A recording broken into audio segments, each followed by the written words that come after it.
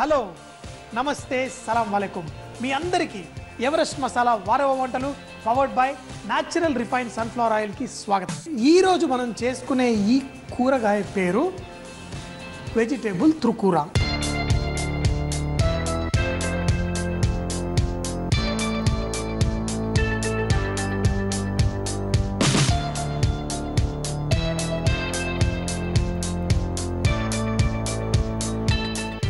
ఇందులో మనం రూట్స్ అంటే కింద వచ్చే దుంపలు ఆకుకూరలు కలిపి చేసే ఈ డిష్ చాలా సింపుల్, చాలా టేస్టీగా కూడా ఉంటుంది. అయితే చాలామంది బీట్రూట్ ఇలాంటివి అయితే ఇష్టంగా తినరు చాలామంది, అంటే సలాడ్లలో వాటర్లో వేస్తుంటారు. కానీ ఇలా చేసుకుంటే కనుక టేస్ట్ చాలా బాగుంటుంది, వెరైటీ కూడా ఉంటుంది. దీంట్లో కొంచెం మైదా పిండి, కొంచెం బియ్యం పిండి వేసుకొని కొంచెం అంత ఉప్పు కూడా వేసుకుందాం. అలాగే ఇందులో కొంచెం అల్లం వెల్లుల్లి ముద్ద, అంటే కొంచెం కూరలో వాడుకుందాం, కొంచెం ఇందులో వేసుకుందాం. ఇందులో కొంచెం అంత చిల్లీ పౌడరు వేసుకొని ముందు దీన్ని బజ్జీలు చేసుకునేటప్పుడు ఎలా చేసుకుంటాం అట్లా థిక్ బ్యాటర్, మరీ పలసగా ఉండకూడదు, చిక్కగా ఉండాలి. ఎందుకంటే మరీ పలసగా ఉంటే దుంపలకి కోటింగ్ అవ్వదు. ఇంత చిక్కగా చేశాను అంటే మరి ఇందులో బంగాళదుంప ఏదైతే ఉందో ఇది నీళ్ళల్లో పెట్టాను, ఇందులో వేసి కలపగానే ఇందులో ఉన్న కొంచెం నీరు కూడా బయటకు వచ్చి మన బ్యాటర్ బాగానే ఉంటుంది. సో ఫస్ట్ బంగాళదుంప ఇందులో వేసేసుకుందాం. బ్యాటర్లో వేసేసి ఈ బంగాళదుంప ముక్కలకి ఈ బ్యాటర్ మంచిగా కోట్ చేసుకుందాం. అట్లాగే దీంట్లో మనం మన బీట్రూట్ అవి ఉన్నాయో అవి కూడా వేసేసి దీంతోపాటు కలిపేసుకుందాం. ఇలా కలుపుకున్న ఈ కూరగాయ ముక్కల్ని మనం నూనెలో వేసి ఫ్రై చేసుకుందాం. ఇలా ఒక్కొక్కటి, ఎందుకంటే ఇవి అంటుకుపోతాయి ఈ పిండి వల్ల, అవి విడతీస్తూ మనం నూనెలో ఫ్రై చేసుకుందాం. చక్కగా కరకరలాడుతూ మన కూరగాయలు కుక్ అయిపోతాయి. కానీ నూనెలో ఇలా ఫ్రై చేసేటప్పుడు మాత్రం కొంచెం జాగ్రత్తగా ఉండండి, ఎందుకంటే నూనె మన మీద పడి మన చేతులు కాలే అవకాశం ఉంటుంది. కాబట్టి వేసేటప్పుడు మాత్రం స్లోగా ఇలా వేసి ఫ్రై చేసుకుందాం. చూడండి, కొంచెం జాగ్రత్త వహిస్తే మన చేతులు కాలకుండా బాగుంటుంది. ఈ బీట్రూట్ మనం ఫ్రై చేస్తున్నాం, మరి నూనె రంగు ఎర్రగా ఎందుకు అవ్వట్లేదు?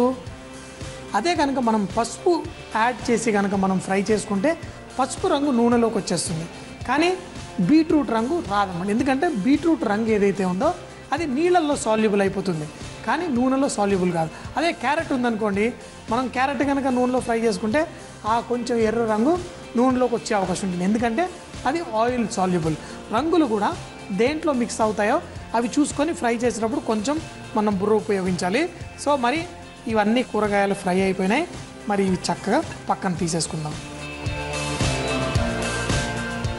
ఇప్పుడు మనం ఆకుకూరలు వేసి మనం కొంచెం పచ్చి కొబ్బరి వేసి దాంట్లో ఇవి వేసుకుంటే చాలా బాగుంటుంది.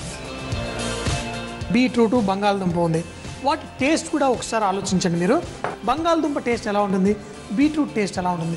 బీట్రూట్ ఇలా ఫ్రై చేసిన తర్వాత ముక్క తింటే దాంట్లో స్వీట్నెస్ అనేది ఏదైతే తీపిదనం ఉంటుందో మంచి పెరిగి మంచి సువాసనతో ఉంటుంది. అదే బంగాళదుంప ఇలా ఫ్రై చేసి అది వేరే ఆకుకూరలతో వేసి టాస్ చేస్తే దాని రుచి మరింత పెరుగుతుంది. సో మరి ఇవన్నీ కలిపి ఎలా చేయాలో చూద్దాం. ఈ త్రుకూరలో మనం గరం అంటే మనం తాలింపు అలా ఏం వేయక్కర్లేదు. ఉల్లిపాయలు, ఆ ఉల్లిపాయలు వేసి దీంట్లోనే కరివేపాకు కూడా ఒక పక్క నుంచి నూనెలో పడేలా వేసుకోండి. చిటపట్లాడి మంచి సువాసన వస్తుంది. ఆహా, నూనెలో కరివేపాకు పడగానే నాకు ఎంత ఇష్టమో, ఫస్ట్ చిటపట్లాడుతుంది, మరి టేస్ట్లో కూడా మరింత టేస్ట్ తీసుకొస్తుంది. ఇలా ఉల్లిపాయలు వేసి ఉల్లిపాయలు ఇవి కొంచెం అంత లైట్ బ్రౌన్ కలర్ వచ్చేంత వరకు ఫ్రై చేసుకుందాం. ఇందులో పసుపు కూడా మనం వేసేసుకోవచ్చు. ఇప్పుడు నూనెలో పసుపు వేసాం కాబట్టి దీని రంగు తొందరగా బయటకు వచ్చేసింది.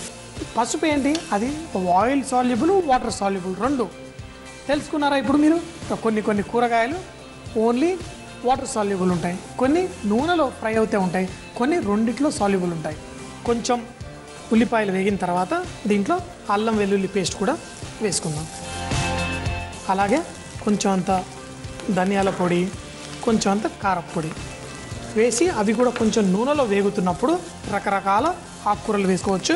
కొంచెం మెంతి కూర, అలాగే పాలకూర, కొంచెం పుదీనా ఆకు,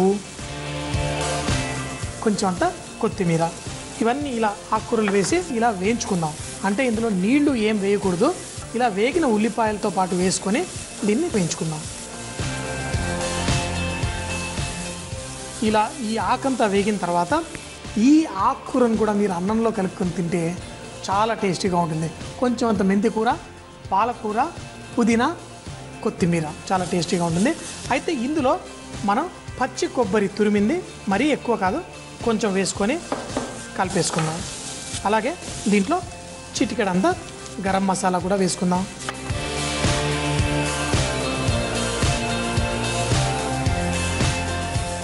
ఇదంతా చక్కగా కలుపుకున్న తర్వాత దీంట్లో మనం ఈ ఫ్రై చేసుకున్న బంగాళదుంప, బీట్రూట్ ఇందులో వేసేసుకొని కలిపేసుకొని టాస్ చేసేసుకుందాం. ఈ మసాలా అంతా ఇందులో కలిసిపోయిన తర్వాత దీంట్లో కావాలంటే కొంచెం అంత నిమ్మరసం ఇలా వేసేసి స్టవ్ కట్టేద్దాం. అంతే, మన కూరగాయల త్రికూర రెడీ అయిపోయింది. మరి తింటే ఎంత బాగుంటుందో తెలుసా? టేస్టీగా ఈ బీట్రూటు, ఈ బంగాళదుంప, ఈ మసాలా అంతా చాలా టేస్టీగా ఉంటుంది. మీరు ఇది చపాతీ, పుల్కా, పరాటాలతో కూడా తినొచ్చు, అలాగే అన్నంతో కూడా తినొచ్చు, చాలా బాగుంటుంది. ఇలా ఈ కూరగాయలు ఇవి వేసుకొని తింటే భలేగా ఉంటుంది. అయితే ఒక్కటేనండి, తినేటప్పుడు వేడిగా తినండి, భలే వా. ఈ బీట్రూటు కరకరలాడుతూ తీగా, మరి ఈ ఆకుకూర కూడా భలే మంచి కాంబినేషన్. వా, చాలా సింపుల్గా ఎంతో వెరైటీగా ఉన్న డిష్.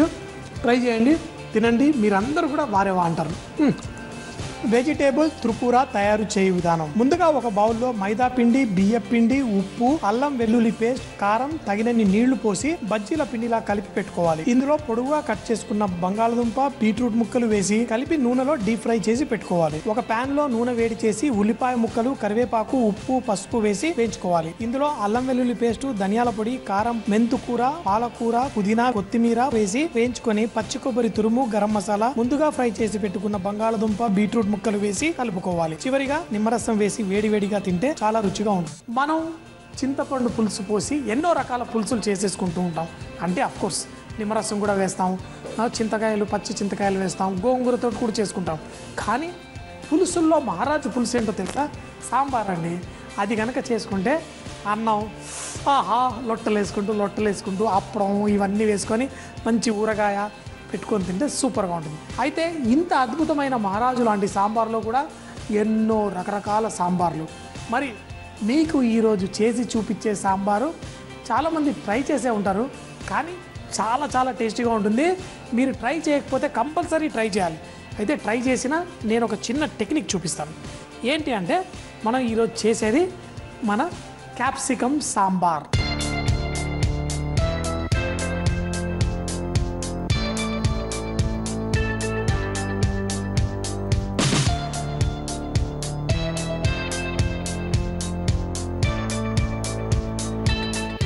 అయితే క్యాప్సికమ్ సాంబార్లో ఏంటి అంటే దీంట్లో ఇలా గింజలు తీయకూడదు, అలాగే కాడ కుంచి ఇలా కట్ చేస్తాను.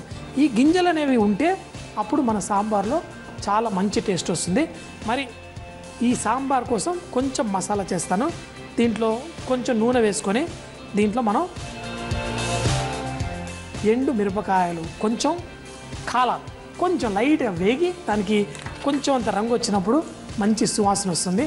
అయితే అది కొంచెం వేగగానే తుమ్ములు వస్తాయి, అందుకే కిచెన్లో కిటికీలు ఓపెన్ చేసి ఇలా చేయండి. సో ఇలా కొంచెం వేగిన తర్వాత ఇందులో మిరియాలు, ధనియాలు, మిరియాలు పొడి ఎప్పుడన్నా పెనంలో ఇలా వేడి నూనెలో వేసి చూడండి, అని తగ్గాల్సిందే. సో కాబట్టి ఎప్పుడన్నా మిరియాల పొడి మనం స్టవ్లో వాడేటప్పుడు జాగ్రత్తగా ఉండాలి, కానీ హోల్గా మిరియాలు వేస్తే ఏం ప్రాబ్లం లేదు. ధనియాలతో పాటు శనగపప్పు, అలాగే కొంచెం జీలకర్ర, ఇది లైట్గా వేయించుకుంటూ దీంట్లో కొంచెం అంత బియ్యం కూడా వేసుకుందాం. అయితే బియ్యం ఏంటి అంటే చాలాసార్లు మనకి హోటల్లో సాంబార్ చేసేటప్పుడు మరి బోల్డ్ చేస్తారు సాంబార్. అయితే దాంట్లో సాంబార్లో కొంచెం అంత కన్సిస్టెన్సీ అనేది చాలా ముఖ్యం. అంటే ఏంటి, తినేటప్పుడు ఆ సాంబార్లో కొంచెం బలం కనబడాలి.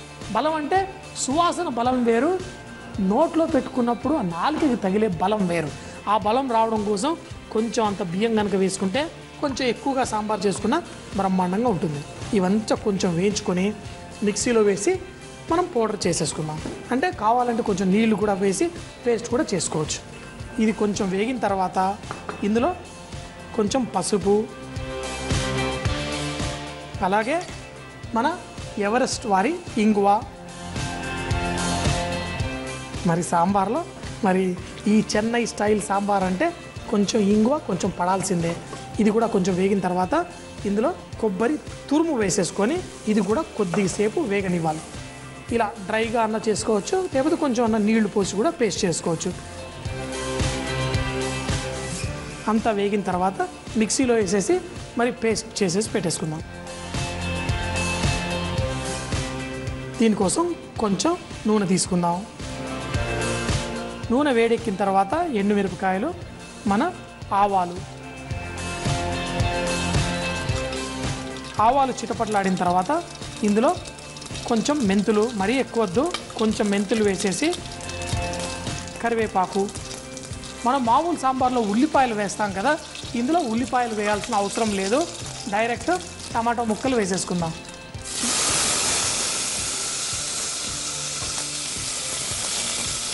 టమాటా ముక్కలు వేసి చింతపండు పులుసు వేసుకుందాం. చింతపండు పులుసు వేసిన తర్వాత ఈ మసాలా ఏదైతే చేసుకున్నామో అదంతా ఇందులో వేసి దీంతో పాటు కొన్ని నీళ్లు కూడా పోసేస్తాం. ఇందులో కొన్ని నీళ్లు కూడా వేసేసి ఒక్క ఉడుకు వచ్చేంత వరకు దీన్ని మంచిగా కుక్ చేసుకుందాం. అయితే దీంట్లో కొంచెం ఉప్పు కూడా వేసుకుందాం. వేసేసి వీలైతే మూత పెట్టేసి మంచి బాయిల్ అవ్వనియాలి. ఇలా చక్కగా ఉడుకుతున్నప్పుడు ఇప్పుడు మనం క్యాప్సికమ్ ముక్కలు వేసేసుకుందాం. అయితే క్యాప్సికమ్ ముక్కలు వేయగానే చల్లగా అయిపోతుంది కదా, మరి ఈ క్యాప్సికమ్ ముక్కలు కూడా వేసి మంచిగా బాయిల్ చేద్దాం. ఒక్కొక్క సాంబార్లో ఒక్కొక్క రకం చేసుకుంటాం. అయితే మనం కూరగాయలు అవన్నీ వేసినప్పుడు కొంచెం పంచదార వేసుకోవచ్చు, కానీ క్యాప్సికమ్ వేసినప్పుడు పంచదార అంత సూట్ కాదు. ఈ ఫ్లేవర్కి మనం ఏం వేయకుండా తీయగా కాకుండా కొంచెం ఘాటుగా ఎంజాయ్ చేయొచ్చు.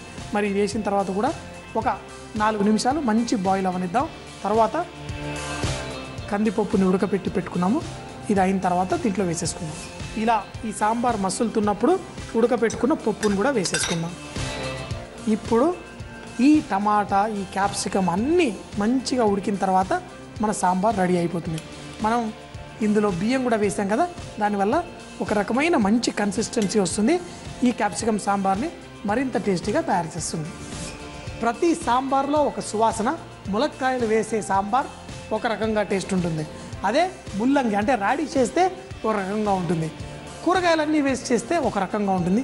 ఈ క్యాప్సికమ్ సాంబార్ అంటే మరవలేని రుచి అని అనేవాళ్ళు చాలామంది ఉంటారు. సాంబార్లో లాస్ట్లో కొత్తిమీర వేసేసి మరి ఇంకో కొంచెం సేపు మరగనిస్తే సూపర్గా ఉంటుంది. క్యాప్సికమ్ ముక్కల్లో ఏంటి అంటే దేంట్లో ఉడికిచ్చిన ఫ్లేవర్ అంతా దాంట్లోకి వచ్చేస్తుంది. మీకు చెప్పాను కదా, ఒక టమాటో సాస్లో మీరు క్యాప్సికమ్ కనుక వేస్తే చాలా మంచి పిజ్జా సాస్లు చేస్తూ ఉంటారు చూడండి, అందులో కూడా క్యాప్సికమ్ తోటే మంచి ఫ్లేవర్ వస్తుంది. సో మరి మన సాంబార్ అయితే రెడీ అయిపోయింది.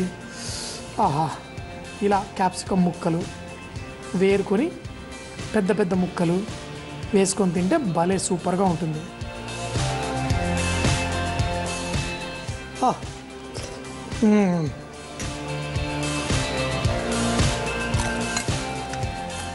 కొంచెం ఉడియాలతో చాలా బాగుంటుంది. ఒట్టి క్యాప్సికంతో కూడా మనం సాంబార్ చేసుకోవచ్చు. కానీ ఒక్కటి గుర్తుపెట్టుకోవాలి, క్యాప్సికంలో ఉన్న ఆ గింజల్ని పడేయకూడదు. అవి కూడా ఇందులో వేస్తే భలే టేస్టీగా ఉంటుంది. బ్రహ్మాండంగా ఉంది. మరి ఇంకా పోసుకొని సో మరి మీరు కూడా ఇలా సాంబార్ మంచిగా క్యాప్సికంతో చేసుకోండి. నాలాగా తినకపోయినా మంచిగా తినండి, ఎందుకంటే చాలా రుచిగా ఉంటుంది. మరి మీ ఇంట్లో వాళ్ళందరూ కూడా వారేవా అనండి. క్యాప్సికమ్ సాంబార్ తయారు చేయ విధానం: ఒక పాన్ లో కొంచెం నూనె వేడి చేసి ఎండుమిరపకాయలు, మిరియాలు, ధనియాలు, శనగపప్పు, జీలకర్ర, బియ్యం, పసుపు, ఇంగువ, పచ్చి కొబ్బరి తురుము వేసి వేయించుకోవాలి. దీన్ని మిక్సీలో వేసి పేస్ట్ లాగా చేసి పెట్టుకోవాలి. ఒక బాండిలో మరి కొంచెం నూనె వేడి చేసి ఎండుమిరపకాయలు, ఆవాలు, మెంతులు, కరివేపాకు, టమాటా ముక్కలు, చింతపండు రసం, ముందుగా మిక్సీలో చేసుకున్న మసాలా పేస్టు, తగినన్ని నీళ్లు, ఉప్పు వేసి మరగనించుకోవాలి. ఇందులో క్యాప్సికం ముక్కలు వేసి 4-5 నిమిషాల పాటు ఉడికించుకోవాలి. ఇప్పుడు ముందుగా ఉడికించుకున్న కందిపప్పును వేసి మరో 4-5 నిమిషాల పాటు ఉడికించి చివరిగా కొత్తిమీర వేసి వేడివేడిగా సర్వ్ చేసుకుంటే చాలా టేస్టీగా ఉంటుంది. నాకు ఎప్పుడైనా కానీ ఎవరైనా కానీ కరివేపాకు అది సాంబార్లో నుంచి కానివ్వండి, ఎందులో నుంచైనా తీసేస్తే భలే బాధ వేస్తుంది. ఎందుకంటే కరివేపాకులో ఎన్నో అద్భుతమైన గుణాలు ఉన్నాయి. ఏంటి, కరివేపాకులు తింటే మనకి జలుబు రాదంటారు, మనం సిక్ అవ్వమంటాం, అలాగే మనకి ఆరోగ్యానికి కూడా చాలా మంచిది అంటారు. మరి ఈ కరివేపాకుతోటే మనం చట్నీ చేసుకుంటే ఎలా ఉంటుంది?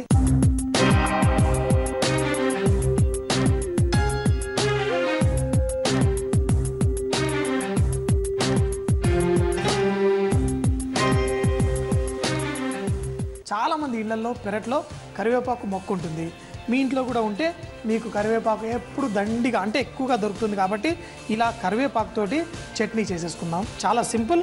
కొంచెం పెనంలో నూనె వేసుకుందాం. కొంచెం వేసేసి దాంట్లో కొన్ని మిరియాలు వేసి స్లైట్గా ఇందులో కుక్ చేసుకుందాం. అయితే మిరియాలతో పాటు మనం శనగపప్పు అలాగే కొంచెం అంతా ఇంగువ కూడా వేసుకుందాం. వేసి స్లోగా దీన్ని కుక్ చేస్తూ, ఈ పప్పులు ఏవైనా కానీ కొంచెం నూనెలో వేగితే మంచి సువాసన వస్తుంది. ఇలా 1 నిమిషం పాటు స్లో మంటలో మనం కుక్ చేసుకుందాం. మంచి సువాసన ఇందులో నుంచి వచ్చినప్పుడు దీంట్లో మనం కరివేపాకులో ఏ పచ్చడి ఏదన్నా చేసుకున్నా కొంచెం అంత పులుపుదనం రావాలి. అందుకని ఇందులో మనం చింతపండు వేసుకుందాం. కొంచెం చింతపండు కూడా కొంచెం నూనెలో లైట్గా వేగితే భలే టేస్ట్ వస్తుంది. ఇవన్నీ మంచిగా ఫ్రై అవుతుంటే ఎంతో బాగుంది. ఈ పప్పు ఇవన్నీ వేగిపోయినాయి. ఈ చింతపండు కూడా కొంచెం ఇలా కొంచెం ఫ్రై అయిన వెంటనే, అంటే మరీ ఎక్కువగా చేయకూడదు, ఎందుకంటే చింతపండు ఉట్టిగానే కలర్ మారిపోయే అవకాశం ఉంటుంది. ఇప్పుడు ఇందులో మనం మంచిగా క్లీన్ చేసి తుంచి పెట్టుకున్న కరివేపాకు ఇందులో వేసేసుకుందాం. అయితే ఈ కరివేపాకుని మనం ఏదో డ్రైగా ఫ్రై చేయడం కాదు, స్లోగా వేసేసి ఒకసారి కలిపేసుకుంటే మనకి మంచి ఆహా వెయ్యగానే ఎంత మంచి సువాసన. ఇంకొకటి ఏంటంటే ఇందులో మీరు కావాలంటే ఇలా వేడిగా ఉన్నప్పుడు కొంచెం నీళ్లు, అంటే మరీ ఇది డ్రై అవ్వకుండా దీంట్లో ఇలా కొంచెం నీళ్ళు ఇలా జల్లుకొని ఆ స్టీమ్లోనే మనం కుక్ చేసుకోవాలి. చూడండి,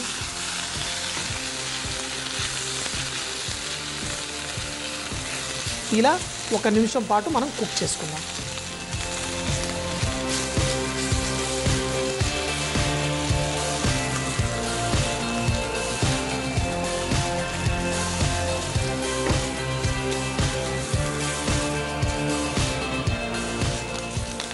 ఇలా అయిన తర్వాత మనం స్టవ్ కట్టేసి 1 నిమిషం పాటు మూత పెట్టేద్దాం. ఇప్పుడు ఏమవుతుందంటే చక్కగా ఆ వేడిలో ఆ ఆకు కొంచెం సాఫ్ట్గా అవుతుంది. మూత పెట్టేసి స్టవ్ కట్టేసాము. మూత పెట్టేసిన తర్వాత ఒక 2 నిమిషాల తర్వాత తీసి కొంచెం అంత ఉప్పు అలాగే కొంచెం బెల్లం, ఇలా బెల్లం కూడా దీంట్లో వేసేసి ఇది మిక్సీలో వేసి పేస్ట్ చేసుకుందాం. ఇది థిక్గా ఉండాలి, నీళ్లు అలాంటివి పోయమాకండి. ఈ కరివేపాకు ఈ చట్నీ రెడీ అయిపోయింది. అయితే ఈ చట్నీ తినాలి అంటే మనకి కొంచెం పెరుగన్నం ఇలాంటి వాటితో తింటే చాలా బాగుంటుంది. అయితే ఇందులో కొంచెం తీగా అయినా పెరుగన్నంలో చాలా రుచిగా ఉంటుంది. సూపర్ అంటే సూపర్. మరి చూసారు కదా, ఈ పచ్చడి పెట్టి ఇప్పుడు తిమ్మనండి కరివేపాకు ఎవరినన్నా తీయగలుగుతారా? లేదు. ఎంత బాగుంటుందంటే మీరు వద్దన్నా మరీ ఇష్టంగా తినే ఈ కరివేపాకు చట్నీ తప్పకుండా మీరు ట్రై చేయండి, అందరూ ఎంజాయ్ చేస్తారు.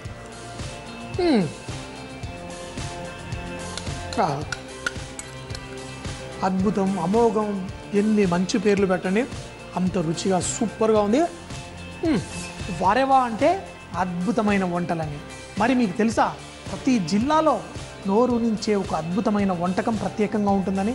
మరి ఆ వంటకం ఏంటో మాకు మీ జిల్లా పేరుతో సహా రాసి పంపిస్తే XXX డిటర్జెంట్ సోప్ తరఫున ఒక మంచి బహుమతి గెలుచుకోగలరు. మరి మా చిరునామా MIG 1540 BHEL హైదరాబాద్ 502032. మా వంటల ప్రోగ్రాంలో ఇంట్రెస్ట్ తీసుకొని మాకు రెసిపీని పంపించిన వాళ్ళందరికీ మా థ్యాంక్స్. ఈరోజు XXX డిటర్జెంట్ బహుమతి గెలుచుకున్న విజేత చూసారు కదండి ఈరోజు స్పెషల్స్. రేపు మళ్ళీ ఇదే టైంకి మళ్ళీ కలుద్దాం. అప్పటిదాకా సీ యూ, బాయ్ బాయ్, ఖుదాఫిజ్. ఏదో ఒక వెరైటీ ఇంట్లో మనం చేస్తూ ఉంటే పిల్లలు కానీ పెద్దలు కానీ అందరూ మంచిగా ఎంజాయ్ చేస్తూ ఉంటారు. గోల్డెన్ ఫ్రైడ్ క్యాప్సికమ్ లోపల స్టఫింగ్ ఏమో మనం పన్నీరు కొంచెం కార్న్ వేసి చేసుకుందాం. ఒక సగం కప్పు మైదా పిండి, సగం కప్పు కార్న్ఫ్లవర్. ఎంత గట్టిగా ఒత్తితే అంత మనకు బజ్జీలు వేసుకోవడానికి ఈజీగా ఉంటుంది. బంగారు బజ్జీల్లా ఉబ్బిపోతుంది. చల్లారిన తర్వాత కట్ చేసి క్రిస్పీగా ఉంటాయి, భలే అద్భుతంగా ఉంటాయి. చారు రూపంలో కానీ కొంచెం అంత పులుపు తగిలితే అట్లా ఎంత ఎంజాయ్ చేసుకుంటూ తినొచ్చు. పచ్చి మామిడికాయని కొద్దిసేపు ఉడకపెట్టేసి కుక్కర్లో వేసేసుకొని తర్వాత వాటిని పిసికేసి ఆ గుజ్జు తీసి పెట్టుకొని దాంతో రకరకాలు చేసుకోవచ్చు. ఇలా సాంబార్ తినాలి అంటే ముందుగా మనం ఒక 150 వాట్ల బల్బులాగా వెలగ